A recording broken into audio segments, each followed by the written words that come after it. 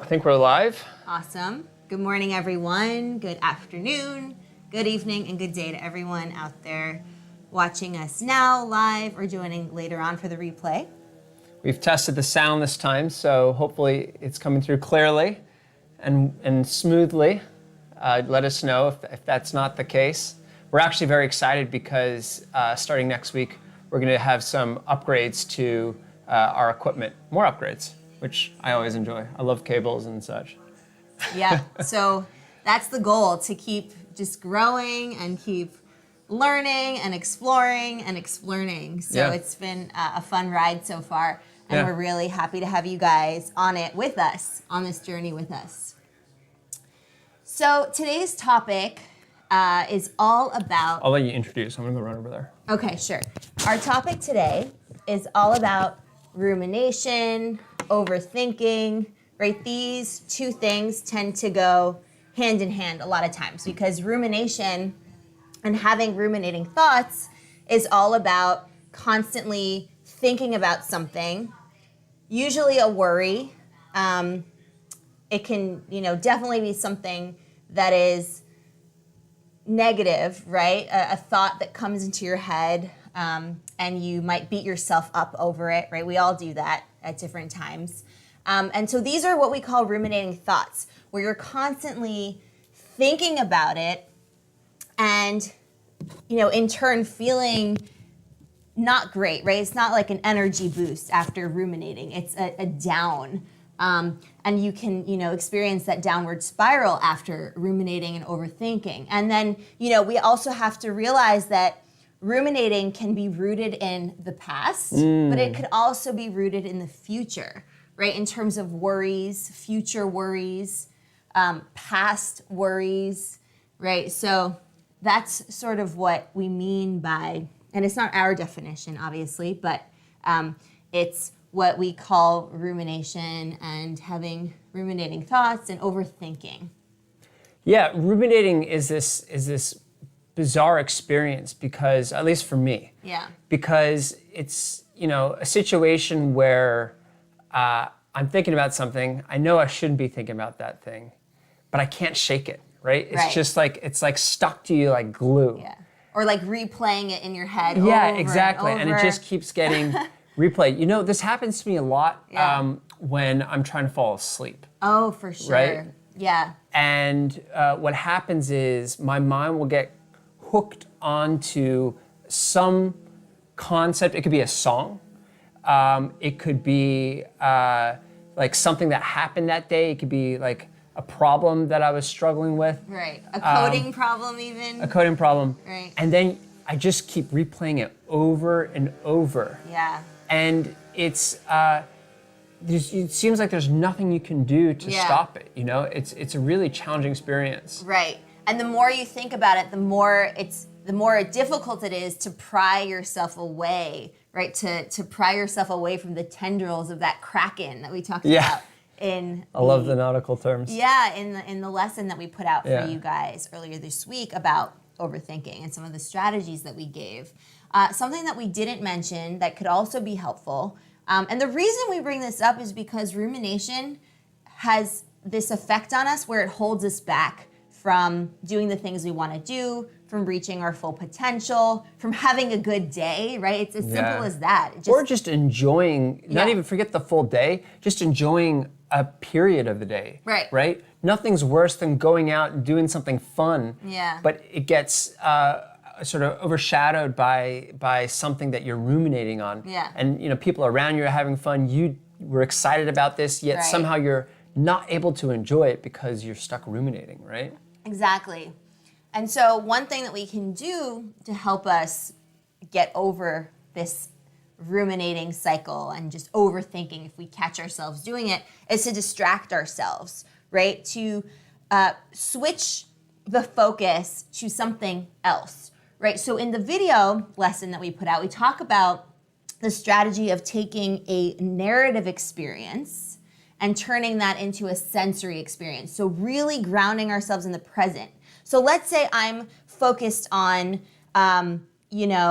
maybe somebody was supposed to come over and cut the grass and they never came, and I'm annoyed about that. let's say I'm replaying that again and again in my head. Maybe the exchange of emails or whatever, I don't know, phone calls, let's say. Instead of constantly replaying that narrative in my head, instead I'll focus on the sensory experience of what is going on right now. So I'm looking at my cup of coffee, enjoying the smell of it, right? The temperature, you love your warm beverages. Exactly, right? Things like that, Yeah. where it can be as simple as just looking at the beverage that you have in your hand and really focusing on that. Yeah, that's right. You're immersing yourself in the moment. Yeah. And you use the word distracting your brain. And technically that's correct, Yeah. right? I agree with that. I like to think of it though, when I think of distracting, that sounds to me like trickery. And a lot of this stuff is like, a lot of these psychological tricks are kind of tricking your brain because your brain has certain software patterns built into it that you have to disrupt to get out of these cycles. And that tends to be rooted in, evolutionary reasons that no longer apply in our modern world, in our modern context. Yeah. So yeah, technically you are tricking your brain, you are distracting your brain. What I like about this is it doesn't even have to be a trick because, let me see if I can explain this. When I know that I'm tricking my brain, I then tell myself, oh, but my brain's too smart for this. Yeah, This is it's a a trick. My brain's gonna get wise and it's gonna totally, prevent this from being effective, right? What was that character from Star Wars? It's a trap. It's a trap. Yeah, the Admiral Akbar. Yeah, exactly. So in any event, So not looking at it as a trick. right, but instead, exactly. So yeah. so if I tell myself it's a trick, then my brain's gonna be like, oh, but I see through that, Yeah. and I'm still gonna, in this case, ruminate. Exactly. What I really like about this approach, Changing the Changing focus it- from a narrative experience to a sensory experience. the sensory experience is, it's not a trick. It's simply a state of being, right? Right.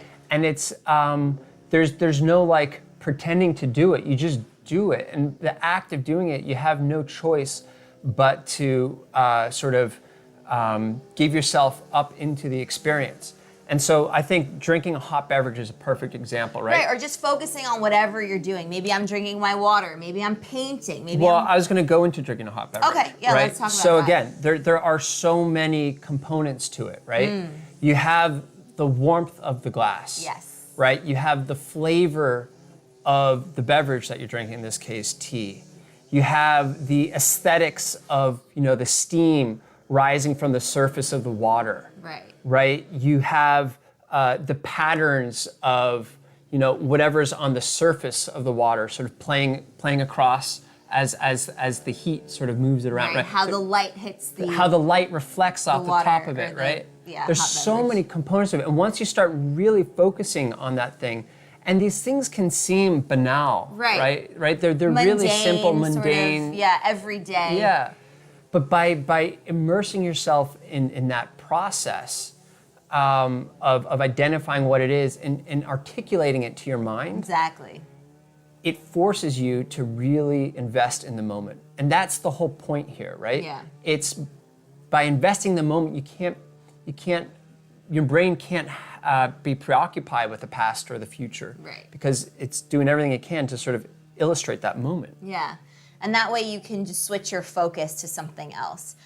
The other thing you can do is try to do something where your mind is now completely enthralled in a somewhat difficult or challenging activity. It could be, racing up the stairs. It could be doing some jump rope or a HIIT workout. It could be, moving your couch from one place to the other, right? Something where you physically exert yourself, because then mentally you'll have to follow up too. Yeah, the physical exertion is a very effective way to do this. Yes. Because your brain has to switch gears, right? It has to figure out how to adapt to a higher level of stress on the body. Right, you can't be lifting a Right. couch and then thinking about that email that you sent that you should have reworded slightly. Right, otherwise right? you risk injury.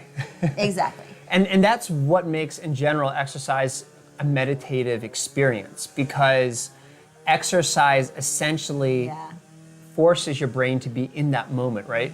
And if you talk to very experienced weightlifters or people who are trainers, right? Personal trainers, what they'll tell you is the people who get the most out of their workout are the ones that are thinking sort of most about it. Right. I mean, I'm fully concentrated. Fully concentrated, right? Yeah. When you're doing a bicep curl, right? You're thinking of every muscle fiber of that bicep contracting when you're pulling it up, right?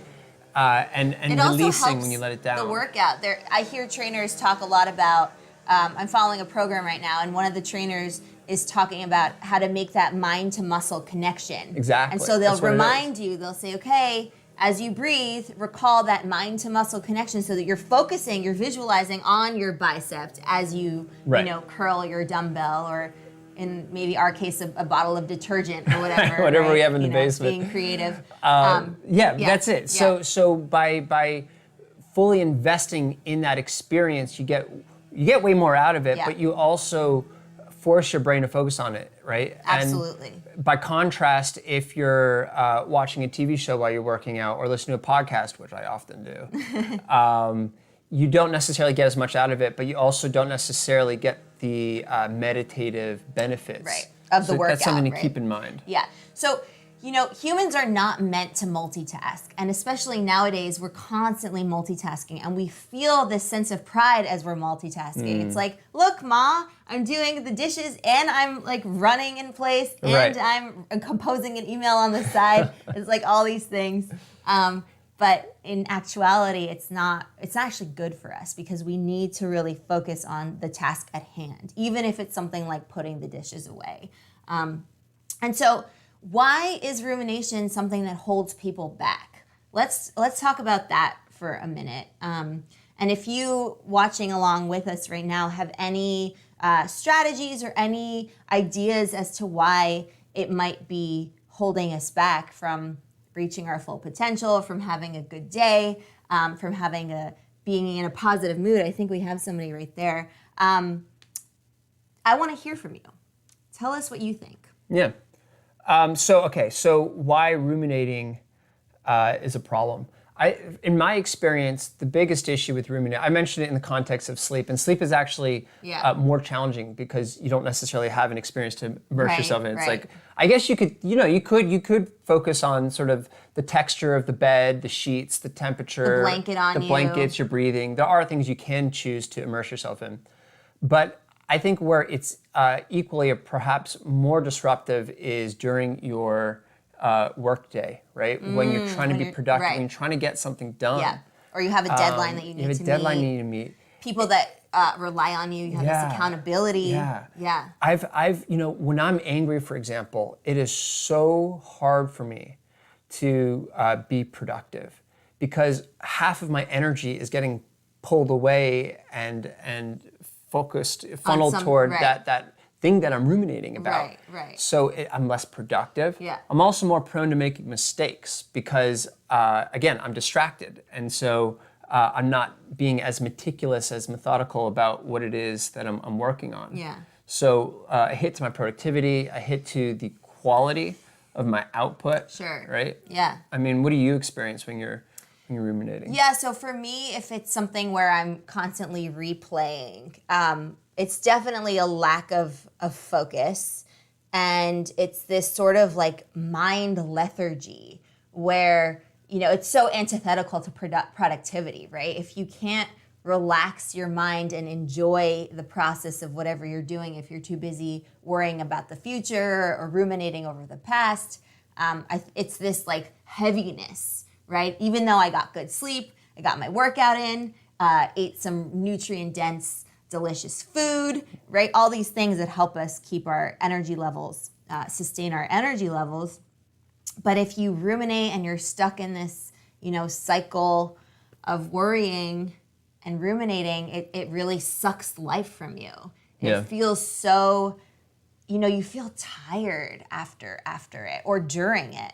So it's something to really shake, right? And so changing that experience from narrative to sensory, distracting yourself with a a very high intense sort of like workout, or even a walk or a jog, or you can even do this like jogging in place. Yeah, right? yeah.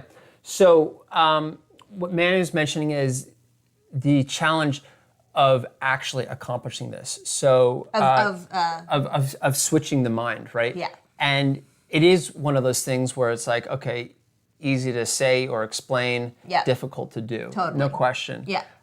And when you start to do it, it's not going to be as effective, right? Yeah. If you're new to this, or if it's something you don't do that often, Right.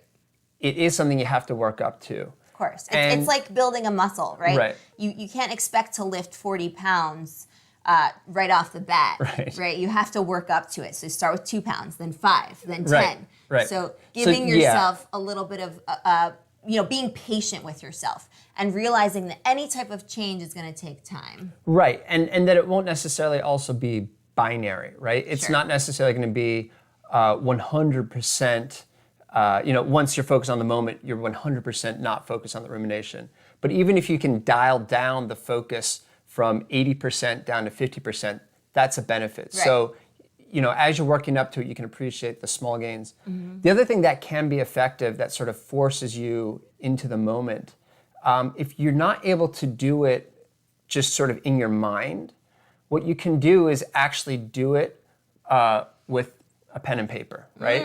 Or to type it out. Yeah. So we were talking about sort of immersing yourself in the moment with drinking a beverage, right? Mm-hmm. What you can do is actually write out the experience, right? We Like talk a lot feeling? about what you're feeling, what you're experiencing. Try to articulate into words and actually type it or write it out Or by even hand. doodles if you're, Or draw it. yeah, I love draw that, it out, right? Doodle it. Right. Use another motor skill, which requires another part of your brain. The more sort of faculties of your brain that you can rally Engage, yeah. behind this exercise, the more effective it's going to be.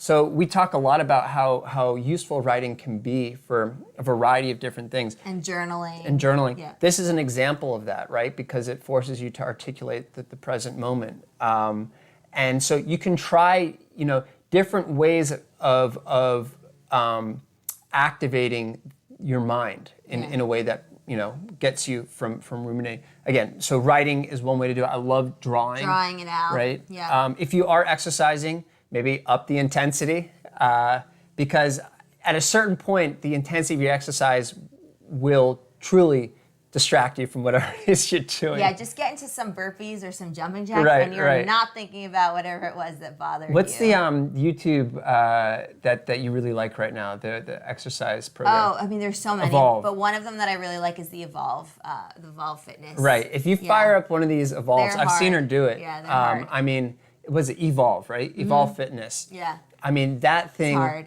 will get you going. Yeah. And I would be very surprised. In fact, I challenge you to do one. And worry at the same time. And worry at the same And time. ruminate. Yeah. The only thing you'll be worried about is your next breath. Exactly. Yeah, it's amazing how it really changes Right. your perception. The other thing that we can do when we're stuck in this sort of cycle and to train ourselves to get out of it is to set aside time to worry. So one thing is, like we've talked about calendar blocking and, the Pomodoro technique and all of these wonderful, amazing tools.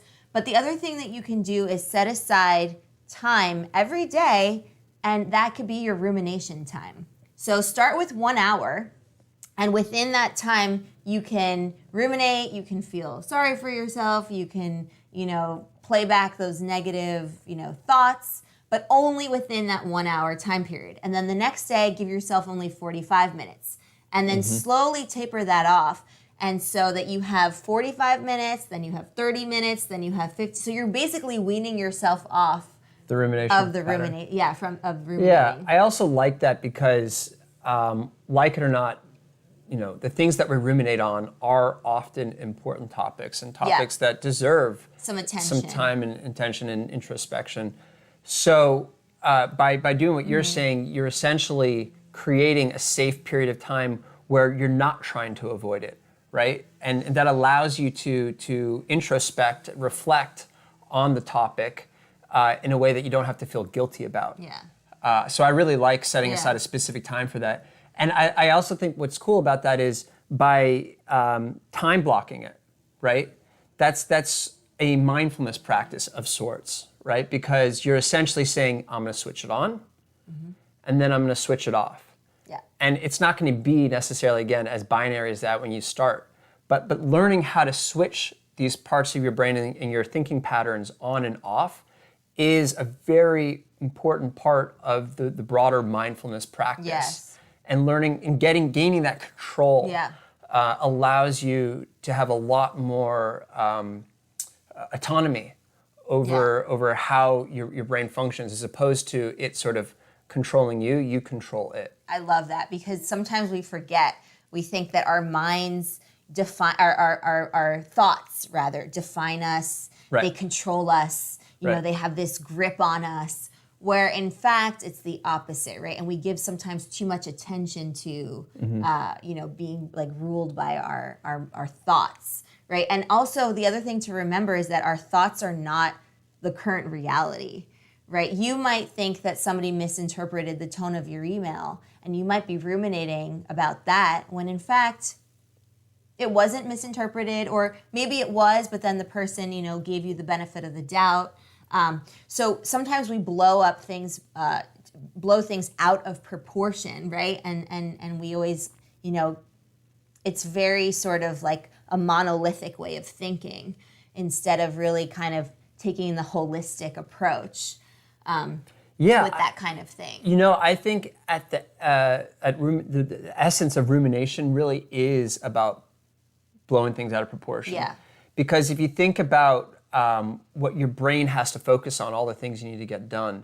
If you're thinking about one specific thing, particularly in a repetitive cycle, which is what rumination tends to be over and over, by definition, unless whatever it is you're thinking about really is, 80% of the importance of the day, right? It doesn't make sense to give it 80% of your brain. Yeah. And so a lot of what rumination does is essentially amplify something small and forces it to take over way more of your cognitive space than it should. Right.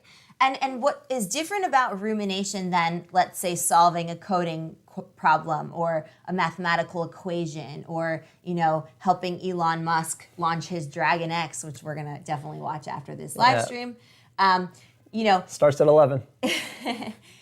It's really this understanding that if we're ruminating and we're, let's say, ruminating about the future, which has not happened yet, or we're ruminating about the past, which has happened yet, we can't control that right now, right?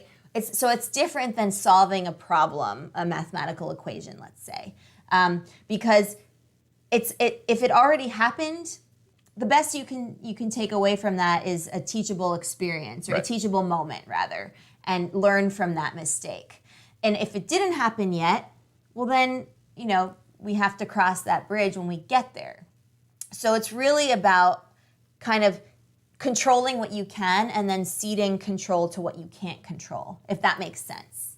Yeah, right? that's exactly it. I mean, that's another very good sort of core principle of rumination, which is ruminating isn't problem solving. Exactly. Right? Problem solving is you have a challenge and you're working toward a solution. Right. Rumination is just it's just like a record on repeat, replaying a It's scene in your mind. It's a song you don't even want to listen to. I know. It's like the worst song you could possibly think of. So it has nothing to do with solving. And that's part of why it's not a productive state of mind, and it's part of why it's holding you back, because there is no solution associated with it. And it's why it depletes you of your energy. Like when I ruminate, I definitely feel depleted, right? As if I had just, have just run 26 miles. Right. And going back to your solution about, setting aside some time to purely ruminate. Yeah. Another reason that can be effective is because during that time, you can switch the rumination from a ruminating cycle to a solution cycle. I love that. Right? Yes. So you're ruminating about something because it's causing anxiety, right? And so that keeps replaying.